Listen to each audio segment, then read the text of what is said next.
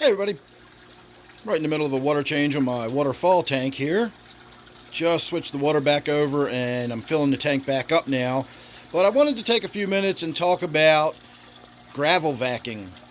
It's not something I talk about very often because it's not something I do very often. And that is because most of my tanks are set up so that they don't really need it, or they've got the type of substrate that really sort of prohibits it. A lot of my tanks have this planted substrate in it, and if you look at it very closely, you'll see that the surface has more of a granular texture, and then as you get lower down, it becomes more sand-like. And it's designed to do that. It's designed to separate out, and if you get in there and you really disturb it frequently with a gravel vac, it really sort of disrupts the way this particular substrate is supposed to function.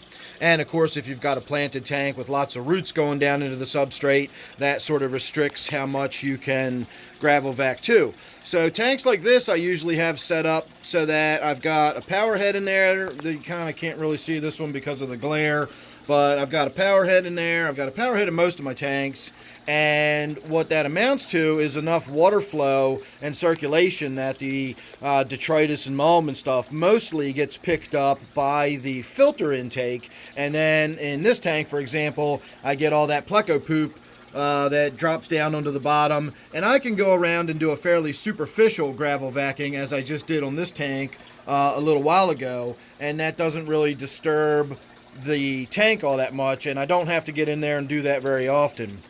This tank, however, does not have traditional filtration the way you might normally think of it. I have recently added this little hang on the back filter there, but that's kind of another story and doesn't really apply to the principle of this video. The main circulation and the main filtration I've got in this tank, if you will, is that right there. That is just a pump. I stuck a empty bottle of hydrogen peroxide. I cut the bottom off to create sort of a area where I could stuff some filter material, and that's it. I've got a little bit of filter material stuffed in there. So it doesn't really draw the water through it in the way that it would really pick up the mulm. And because of the waterfall, I don't really have a lot of water circulation around in this tank either. And then, of course, once you really start looking at the tank, you'll see that there's a million little nooks and crannies and places for all of that mulm and detritus and everything to get collected up. So in this particular tank, I have to serve the purpose or serve the function of the filter that would normally pick all that stuff up as it swirls around in the water column. In this tank, it doesn't swirl around in the water column. It collects in all those nooks and crannies. So I've got to get in there and do it. So in this tank, I always do a really thorough gravel vac every time I do a water change. And in fact, I've sort of over time, I've tweaked it here and there to fit my gravel vac. You'll notice how it easily fits right here in the corner. I've got a spot right here where the mulm collects, and the gravel vac fits right down in there. I've got these spots where I can get in there. I've got this spot. This little patch right in the middle collects a ton of it, and I can just get right down in there and draw a bunch of it out. So I take that into consideration when I set my tank up. And then, of course, over time, as you actually have to deal with the tank and you find out how it genuinely functions and where the mulm really collects and how moving this rock, changes that, or moving that rock changes this, you'll be able to fine tune it to get it to where it is still minimal amount of work to keep the tank clean. But I've always talked about filtration as more or less all you really need for filtration is the circulation, and that's what I get in this tank. I get the water being drawn up through here.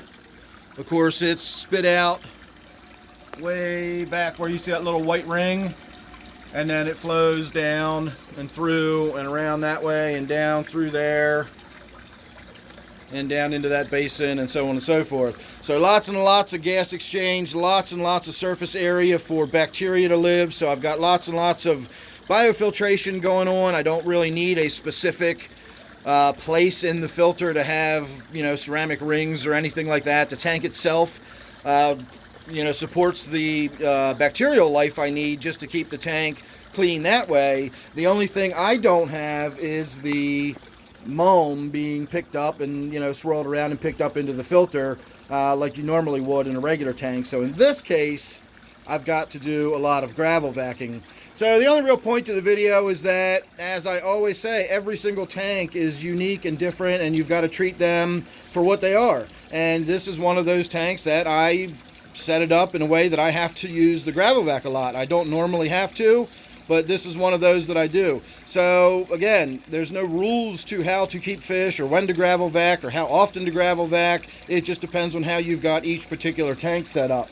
As I've said, these tanks over here get very, very superficial gravel vac, and then that just takes the stuff off the surface. They've also got a substrate that doesn't really allow for the detritus to get stuck down in it. It's not like a tank like this, for example, has that larger sort of pea gravel size, which allows for a lot more detritus and mulm and everything to get stuck down in there. And this too is a tank that when I get in there and do water changes on this one, I do get in there from time to time and gravel vac gently to pull some of that stuff up and out of there. But this has a really good filter on it that pulls a lot of that stuff out of the water column.